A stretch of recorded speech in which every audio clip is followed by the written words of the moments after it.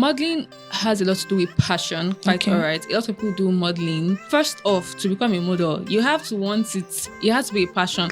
And a lot of people feel like, oh, because you're a model, you make a lot of money. It's not true. How do they protect themselves from, sexual harassment? The industry is like a wolf in sheep clothing, right? Here we don't hurt, like we don't get keep. Once you see an update, oh, what's up, Alpha? Have you heard of this stuff? Or if you decide to keep your mouth shut and say, I don't want to tell anybody, let me just go and get this money. You go, they will carry you.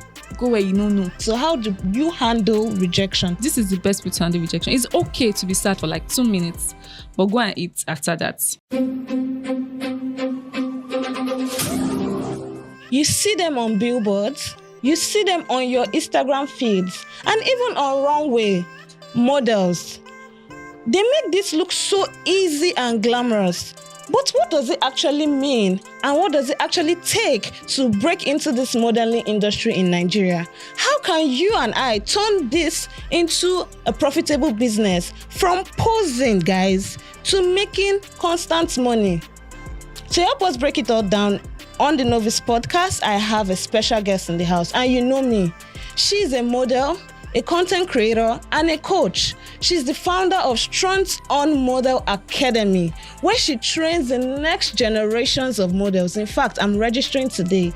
Please, joining us on the Novice podcast, we have Uju Gifts. Hello. Hi guys. Hello. It's good to have you on the show, Uju. It's nice to be here. So let's start with this, yeah. What does it actually take, to be in this industry, in the modeling industry? Does it just have to deal with just taking pictures and posting on your feed, like I said, and then you're already a model? Of course not. It's not just about taking pictures and posting on your Instagram feed. Okay. It's being a model has a lot to do with, yes, your looks matters a lot, but it has a lot to do with your personality, your character, how you behave, how you're able to network with people. That's what makes you a model, your personality mostly. So because I know people see model as, what's the word? As just what they like to do, a passion, yeah? Mm-hmm. People just see modeling as a passion. So how can, you turn this, your passion, into a profitable business? Because I speak on money on this show. I try to talk about how to make money for my community and for myself. So how can we take this passion, because for me, I like taking pictures. How can I turn this, my passion, into a profitable business? Okay, so modeling has a lot to do with passion, quite all right. A lot of people do modeling or become a model. First off, to become a model, you have to want it. It has to be a passion. And the money doesn't come immediately. You won't obviously become, a lot of people feel like, because you're a model, you make a lot of money. Because I want to quit my job now, man. God, don't do that. Okay. Yeah. So because you're a model, you have a lot of money or you make a lot of money. It's not true. Okay. When you start off modeling, it's not the easiest thing. So that passion, the excitement to want to take pictures, be in front of a camera and all of that has to be there. Yes, it has to be the first thing. Then when you build your portfolio, gain your stance in the industry, then you can now talk about the money. Wow. So yeah. You said portfolio. Yes. Because in the career part, in the 9-to-5 part, and I'm also a graphics designer, by the way, so we have something called portfolio when you are applying for a job or things like that. So you mean there's portfolio in the modeling industry as well? Yes, we have portfolio. How does that work, please? So just like how when you apply for a job at the 9-to-5, when you drop your resume, your portfolio is just like your resume for a model. So your portfolio could be on your Instagram page where you have most of your jobs there. Or you can also have like an online portfolio, like a separate portfolio from your Instagram page. So most times when a client wants to book a model, they would ask for your pictures. They want to see what you look like. So they have to go through like series of pictures before they're like, I want this girl to be on my shoot. I want this girl to be on my campaign. You understand? So how do you build your portfolio? That's where I said, first off, the driving force should be your passion. You can't go into modeling and be like, oh yes, I look like a model, so book me for your job. It's not possible. Okay. You get. So you have to first of all do a lot of collaborations with photographers. You have to find mood boards. You have to style yourself. You have to be creative. Put yourself like in a very creative light. Take pictures. Build up your portfolios. Then you can now show a client, okay, this is what I've done. This is what I did. You get. Yeah. Wow, it sounds a lot of work. Sounds like a lot of work. It's a lot of work if you look at it as work. But if you look at it as fun, it's not so much work. Okay. Yeah. So in this industry, are there like male and female in this industry? Because it sounds like mostly a female kind of setting. A lot of people think that, but we do have the male segments as well. It's both female, both male. Though the male segment of the industry is not as the women are taking dominance, obviously. Okay. Yes. So it doesn't mean that the boys won't do well in the industry as well. The industry for male models is very slim. It's not as large as the female models. So that's just the thing about it. So how do we protect ourselves? Because this is very important, you know. I'm not just talking as a woman, also as for the men as well. How do they protect themselves from, you know, sexual harassment, from, you know, things like that? How can you protect yourself? So, very good question, because the industry is I always tell my students this, the industry is like, how do they say that stuff? A wolf in sheep clothing, right? Mm-hmm. So you have people that are trying to exploit you. You have people that are trying to, you know, take advantage of you, both the guys and the girls. Okay. Because even right now, I feel like the guys are going through a lot too as well. Do you get? So you have to first off have a community. The most important key being a model is having a community, because as a model, no man is an island. You can't be alone. If not, you're not going to go far, first off, and a lot of people are going to take advantage of you. Because I will see a casting and I'm like, there's this casting. I show my friend, Nilo Afa, have you seen this thing? Mm-hmm. Nilo's like, yes, now this people, they did casting last year. They didn't pay the models, they did a show. Do you get? So you're getting updates by being with a community, you're knowing people. True. So first off, have a community, have a group of people that you communicate to once you get. Don't think that you're doing Nilo and then you're holding the job. Uh-huh. So when they use your eye and see left, you go here. So don't think that you're doing anybody by trying to hoard information. Okay. Here we don't hoard, like we don't get keep. Once you see an update, what's up, Afa? Have you heard of this stuff? That is how you'll know, this person actually exploited someone before. That's how you get updates. But if you decide to keep your mouth shut and say, I don't want to tell anybody, let me just go and get this money, you go, they will carry you. Go where you don't know. So please open your mouth and talk. Always make your research. Ask questions. Yeah. Wow. That's how you protect yourself. And then join my community. We have a community group for models. So yeah, it's on our page on Instagram. So thank you, Uju. Yeah, so welcome. We're still on this conversation, and I'm more of the money part, you know. So, for I hear that one of the areas in the modeling career is the runway, is billboard, the magazine. What other ways can you make money from this? Because I feel like this industry is not something that is fixed in the sense, like, in the 9 to 5, that you're fixed, okay? You're secured financially, do you understand? You have a monthly money coming in, or in businesses, how your business is going to run. So how else can, people in this modeling industry make money? Okay, so the industry is a very, would I say unstable? It's like my emotions, very unstable.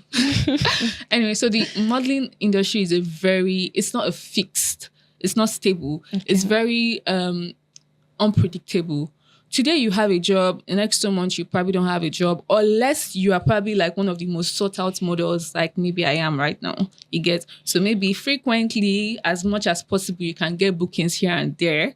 Yeah. Okay. But if you're not there, right, I won't advise you to pick modeling as, you're just modeling. Take me, for instance. I have a model academy. I train models. I do post direction for people. I mean, I'm also a creative director. So most times when people want to plan a shoot, they reach out to me. Or I also refer models for jobs. I'm a model, so I get normal jobs normally. And what else do I do within the modeling industry space? Yes, so basically mostly those are like the 5 major things I do.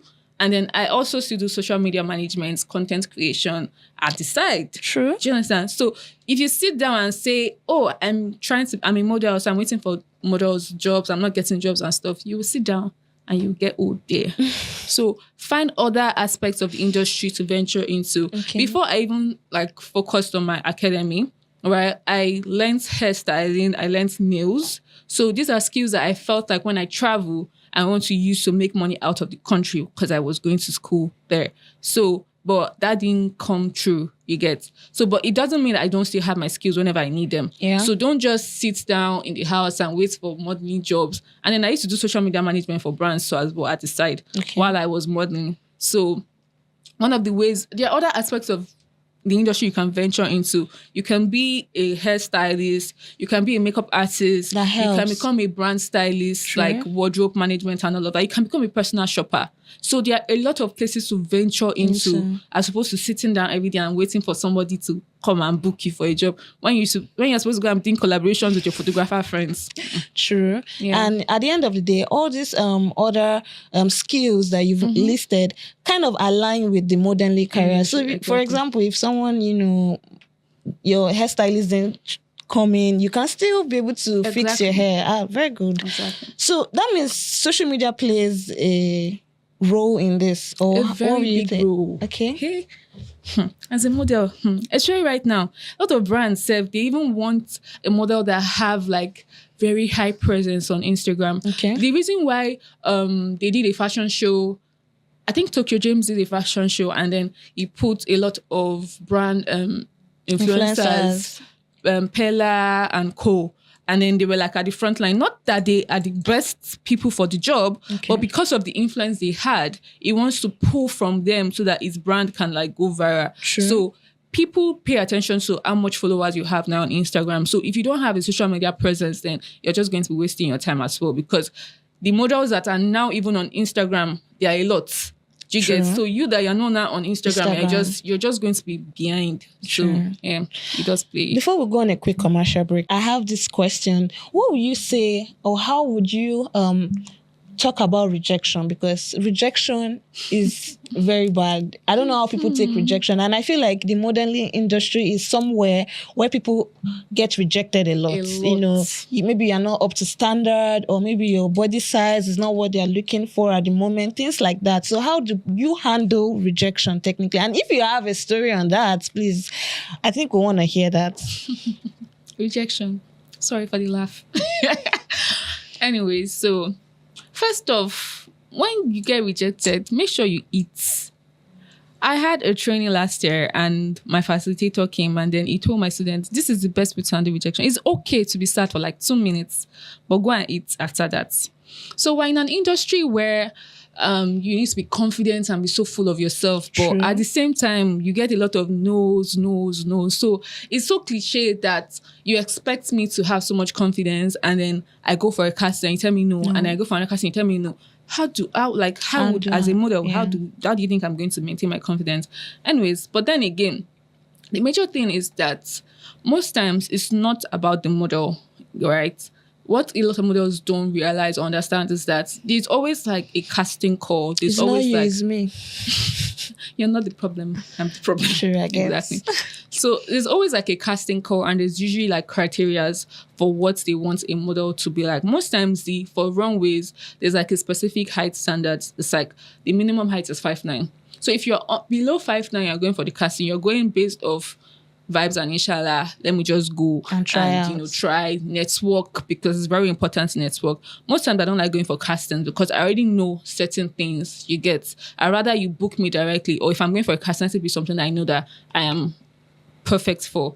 So there are times that you say a casting call and then they'd say, oh, I want a chubby man, with big stomach, and the stomach should be touching the floor with scatter hair and probably piercings and tattoos on the body. See, I promise you, if most times they know what they want. If they don't find a person that looks like that, if you like be chubby and let your stomach be touching the floor, if you don't have tattoos and you don't have piercings, they will not pick you. Okay. They'll tell you no. So it's a very specific industry. Once they want something, they want it. So the best way to handle rejection is to first of all understand that it is not you. They know what they want. And I know that there are some castings that usually they to do like this, you get. But most times they know what they want. Okay. And if you don't fit that criteria, you're not going to get into it. So the second way is to eat food, drink water, and sleep. And try again next time. Yes. Just understand that it's not you. The best way to be able to, try again is to know that it's not you, you get, because they usually have what they want, you get. And then the second. So how can we stand out now? How can we stand out? How can we stand out in this industry? Because anywhere you are, things are changing, things are evolving. How can I stand out as an aspiring model? Okay. So how do you stand out? You have to be very creative, because the industry is very competitive. Like I can say that this industry is like one of the most competitive industry, in as much as it's not a competition. It's very competitive. There are a lot of stony girls, there are a lot of stonier boys you get every day. So what makes you different from me is probably my personality. So hold your personality dearly to yourself.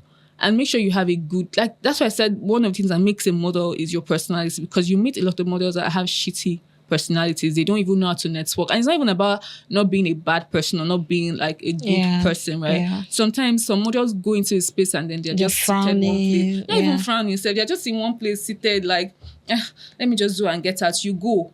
You come, you go. You come, you go. Yeah. Nobody knows you. Nobody feels your presence. You get. So try to interact with people. Try to build like a very good personality that people can always remember. That's how you stand out.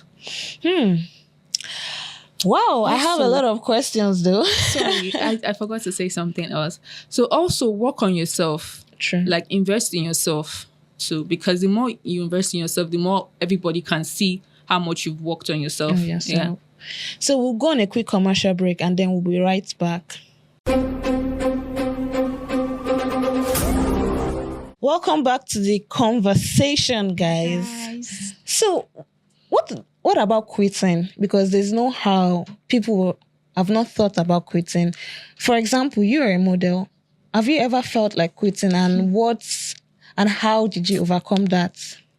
So I'll be honest, sometime in 2022, ending of 2022, I did actually think of quitting. Not because I was tired of modeling, but because I kind of got frustrated at the fact that I don't want to say my life history here, so let's just cut it short, right? But I had like a lot of challenges ongoing that period, and I did a job for one. I worked with someone. I'd worked with him before, but like he was delaying my payments, right? And usually I'm not the type of person that when we shoot as models, like once you do like mostly like blue books and all of that, you get paid almost immediately, at most a week, right? So this guy delayed my payments, and because I kind of knew him, I felt like, okay, maybe it's just, I didn't want us to ruin, I didn't want to ruin the relationship we had. So I worked this guy, I found my payments now 1 month, 2 months, 3 months passed, and this nigga did not want to pay me. And it's not even like it was some really chunky amount of money like that. It wasn't so much, but it meant a lot, right? And also because I worked and you didn't want to pay me, and it was getting very annoying and irritating. So I dragged him out. Eventually, it was like a whole bash. And then my ex, as of then, so it kind of also caused like a relationship issue with us, because he didn't want me to do the job initially, and because it was a movie rule, he didn't want me to do the job initially. So when I was having the old back and forth with the guy, he kept telling me, "Oh, I told you so. I told you so." So it was just being a lot. It was a lot. So it kind of made me, want to quit. Just like, what? It's not like it's anything that much. So then I decided to venture more into social media management. So I did social media management. I did a 9 to 5. You took a break. I swore that I will not do a 9 to 5 again. You took a break, literally. Yes, I kind of took a break, but I did a 9 to 5, and then I had like 3 jobs then that I was shuffling social media management for each of them. So then I realized that, when I get jobs myself, I get paid more than this, right?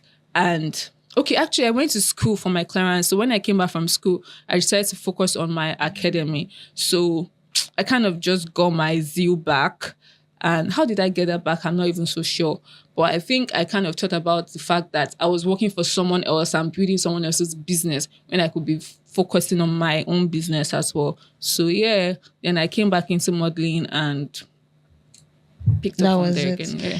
Before we jump on the Novice Deep, whereby audience asks questions, I have one more question for you. STRUT'ON Model Academy. What's you guys' impact and inspire about? How do you inspire, young girls, young guys in today's Nigeria? So STRUT'ON Model Academy is a model community that helps guide aspiring and also established models. So we train, we guide, we nurture models. We also scout models for agencies into the industry, right? Okay. So we offer ranges of services from agency consultation, model consultation, training services. We have the monthly training, the annual masterclass, which happens every year. Okay. And then we also have like community hangouts where the models come together and, just try to network and associate themselves with the industry. Yeah. So that's basically what we do at STRUT'ON.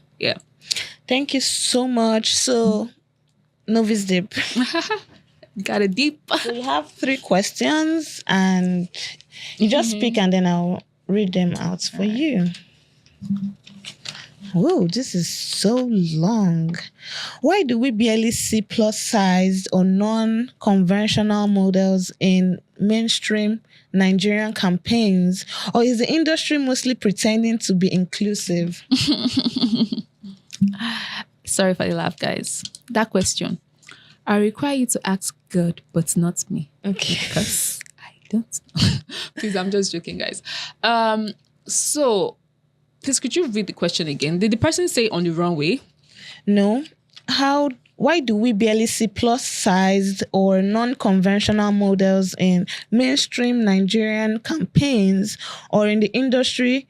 Or is the industry just pretending to be inclusive? Why don't we see these non-conventional models? Okay. So, like I said earlier, right? Most times, a brand knows what they want. If they have an image of what they want on their campaign shoot, that's what they want. So it's not necessarily because, you're plus size. Some brands, there are a lot of brands that actually work with mostly plus size models. Okay. You don't see that, right?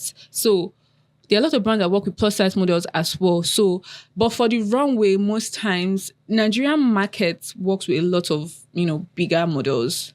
I mean, there are times where they've told me I'm too skinny to work on their runway because there's no clothes that fit me. So it's about knowing your market and knowing where you belong. So I honestly don't think the industry is pretending to be inclusive because it is inclusive as well. Thank you. You're taking the fat questions. Do you think the Nigerian fashion scene truly respects models or is just using them as props or exploiting them? Using Jumoke's story as a case study. Okay, that's Jumoke, the bread girl, versatile lady. So first off, Jumoke is not a model. No offense, but she's not a model. Okay. She was opportuned to be into that situation. Now, if she wanted to be a model, she should have trained herself. She should have pushed for that, but she did not. Do you understand? Okay. So you don't expect, there are a lot of things that come based off or as it comes, you get. So it's the same way some artists sing and then they blow up and then you don't hear anything from them, you get. So Jumoke is not a model, so you can't use that as an instance. All right, so this is the last question before we call it a wrap.